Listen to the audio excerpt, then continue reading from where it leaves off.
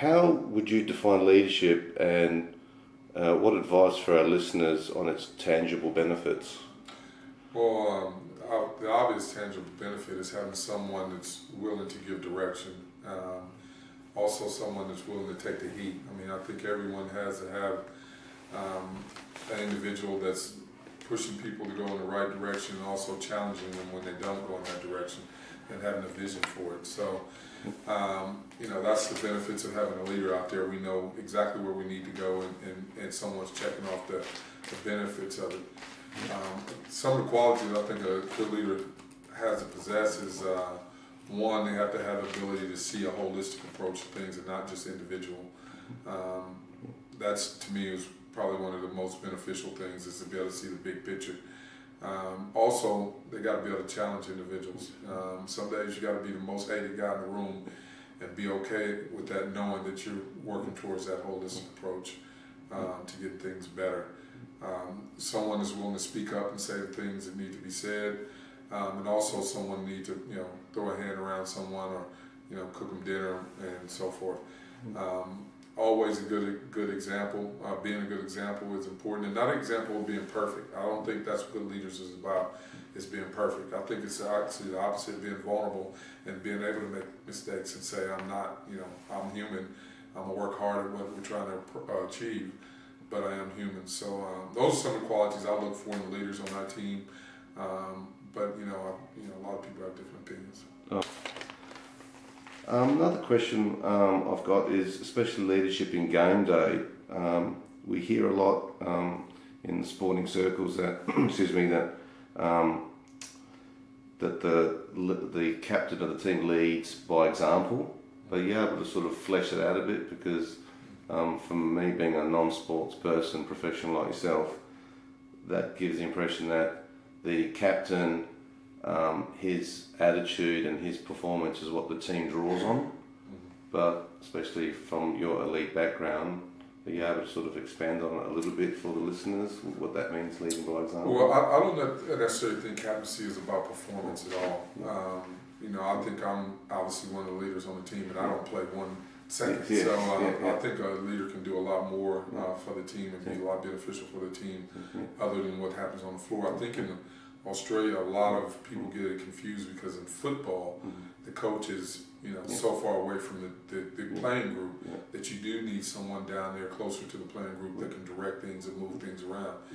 And in basketball, it's not like that. I'm right next to the court, and the action is instantaneous, back and forth, that you can't have someone on the court trying to direct and play at the same time. So that leadership and that performance part in basketball is different than in football. In basketball, the type of leader we need on game day is someone that can look around the room and see if everyone's in their playing personality. Someone who can get us through warm-ups properly. Someone that's going to talk to the coach about maybe what the team's feeling. Those are the qualities that I think leaders in basketball possess that may be different than the rest of the sports in Australia. Oh, great, fantastic. And leading on from that, American leadership compared to Australian leadership, there is a significant difference in perspective. I think in Australian leadership is more about mateship and trying to get everybody on the same page and everybody to be the same, and sometimes not willing to necessarily say what needs to be said through pushing them, but maybe cooking them one more Barbie and trying to have a beer, or trying to make them everybody happy, and sometimes brushing over. In American leadership, we're a lot more explicit in our conversations about what we feel is wrong, whether it's right or wrong. The leaders usually take more of a direct approach and call people out a lot more, whereas Australians don't want to really call each other out. And is that because of the competitive nature? Because America's a much larger country and there's more sporting teams, and do you think that's the reason it is? Well, I think just the difference in our society. In our society, you guys are a lot more jovial, a lot more conversation, a lot more, overall happier. And in America, we are more, straight to the point, and it's more dog eat dog. And maybe because we do have more, we got 360 million people versus 22 million people, so makes a difference. Yeah, no, great. And from your leadership journey, from school through university and your playing days and your coaching days, obviously currently, who's the person that has made the biggest leadership impact on your career so far? Would you say? Would you have someone? Yeah, I had the benefit of having a really great roommate growing up or in college named Alvin Higgs. He had a large influence on me in my leadership direction. He was a guy that always said needed to say what needs to be said, and was just a really great individual. He's great at seeing big picture. He was great at selling you a story that maybe you wasn't willing to buy.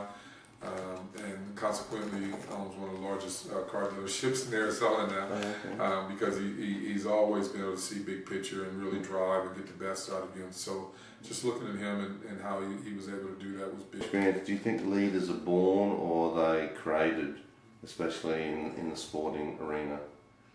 I think a little of both. I think the greatest leaders were born to do it, and they also got some great benefits along the way, and someone helped mature who they were, but they also had the skills to do it. But I can definitely say that you don't have to be born that way. I was very passive growing up and very quiet and very introverted to a certain extent, and then once I came out my shell, I was able to speak up and lead and take direction. But at one point in my life, I was very, very passive and quiet, and I feel like now that I'm a great leader.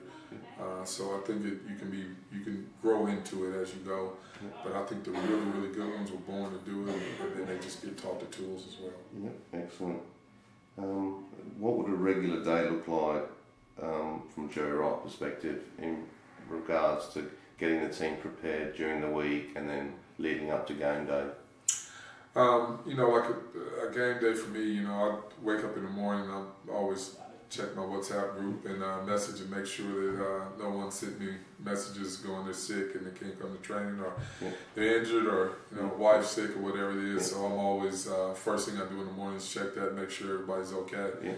My plan for training in my head is usually done by then. So in between waking up and getting to training, I usually complete my training plan. And so then I get to training, do a quick scan, look around, check personalities, make sure everybody's in their playing personality, and sometimes I'll see a couple guys moping and a little quiet, or if they're a quiet guy and they're excessively loud, I'm going something's different here, something's going on, and so before the end of training, I'll usually try to corral those guys and see, hey, what's going on with you, what's happening. I'm always surprised at the coaches that expect all players to show up and just be the same, and for them not to have to mature that sometimes and massage that.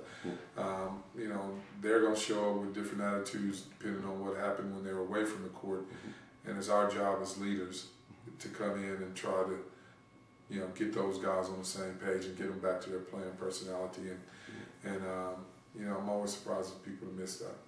But there's definitely that education teacher perspective. I noticed that when I watched you train last week, that you were there in the thick of it, not just standing back. So you were instructing the players and then showing them how to do the moves, and then that was assimilated into the practice at the end. So that was really noticeable. Yeah, I want to get in there with them and let them know that, I'll try to give them a few demonstrations physically. As I get older, I'll probably have to do better at verbally communicating things. But, we have a good bunch to work with, so it makes it easy. Yeah, excellent. Leadership in sport is different to business.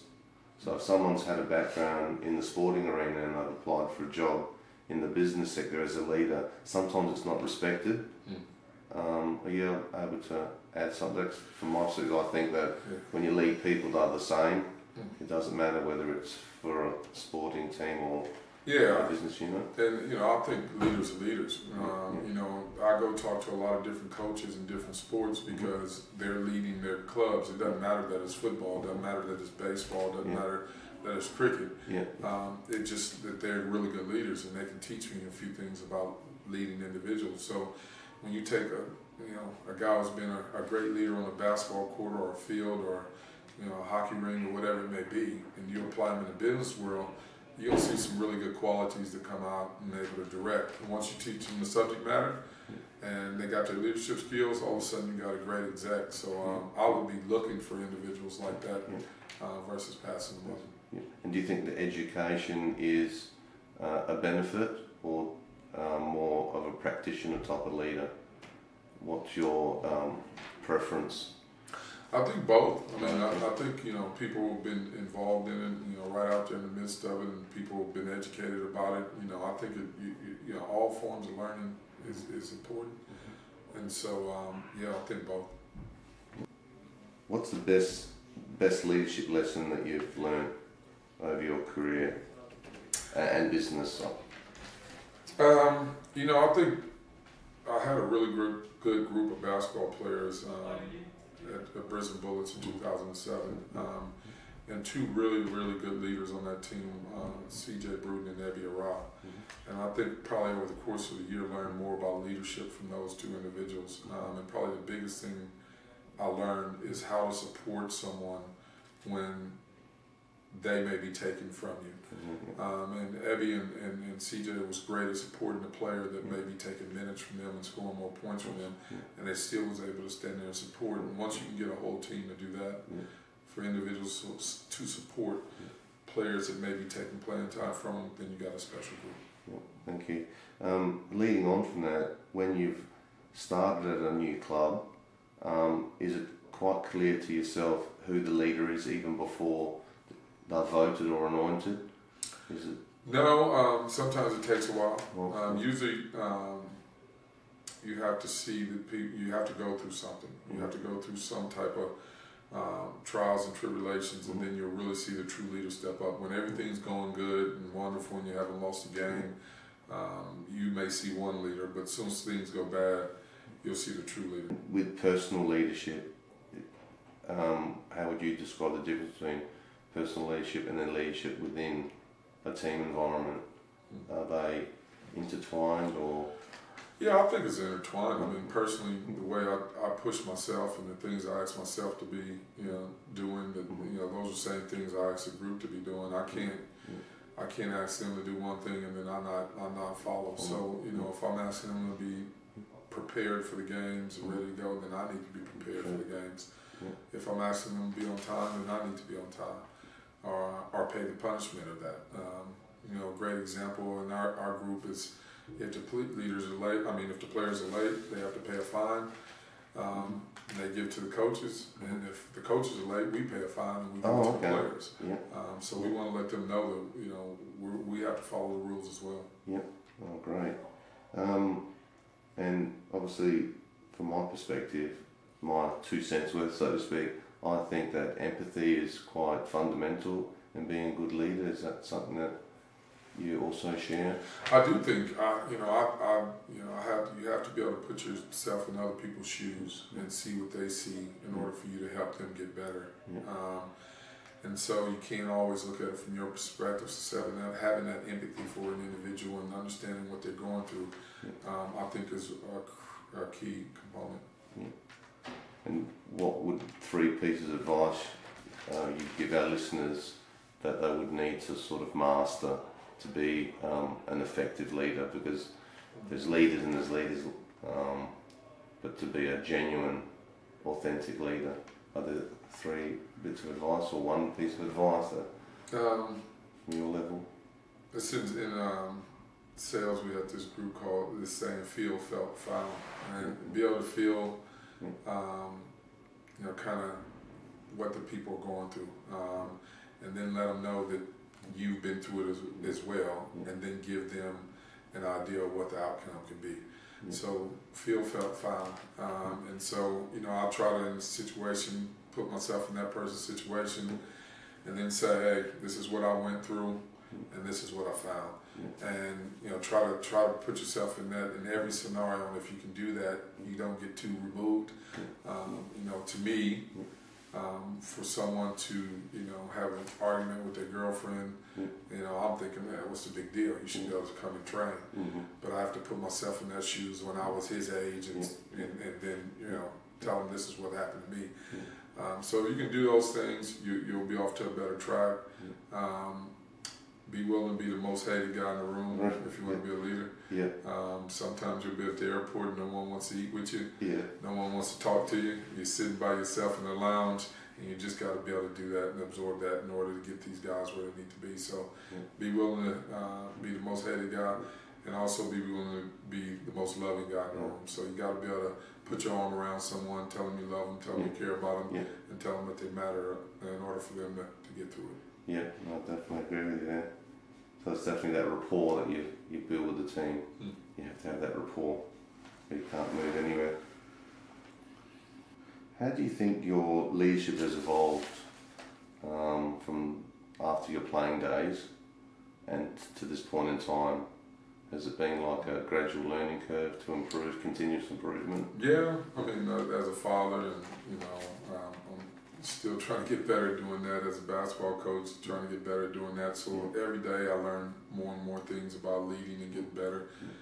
Starting off, I was definitely, as a coach, a lot more critical because I felt like I was closer to the game at that point in time. So a lot of things I could do.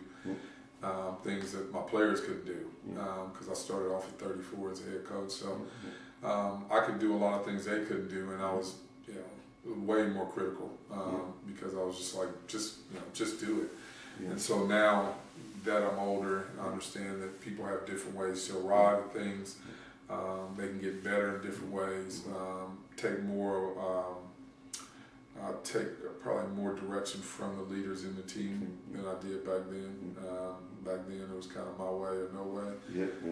So I think I'm getting better. You're mellowed.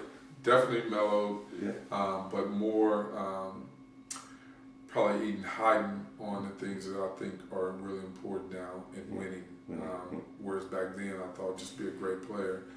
Where now I think it's a lot more than just being a great player. And so I'm probably tougher on those things, respect and caring and trusting and that stuff, more critical of that, and the playing stuff will happen. Whereas when I started off, it was more about playing and not about the human being. I've also read that a great player doesn't make a great coach, and you see it sometimes that favourite sons are anointed into clubs because they know the service delivery of the team, but it doesn't always work out well at the end. So do you think it's good to get fresh eyes into clubs as well? It just depends. I don't know if you need fresh eyes, if those eyes are good enough. It just really depends on the individual and the situation. I think that whatever vision's being sold, if it's a good one, then roll with it. Next for Joey Wright, season-wise, are the goals of the team? I think our goals are pretty consistent. Is to help each one of these individuals grow as young men, and get better off the court. Also to help their skill sets on the court, and bring that together to mean more success on the court, winning games. So we try to keep it simple. Get them to grow off the court, get them better on the court, and win games. That's our goal. Oh, great! Thanks, Joey, for being part of the podcast today. No problem. Really appreciate it. No problem. Thank you. Thank you.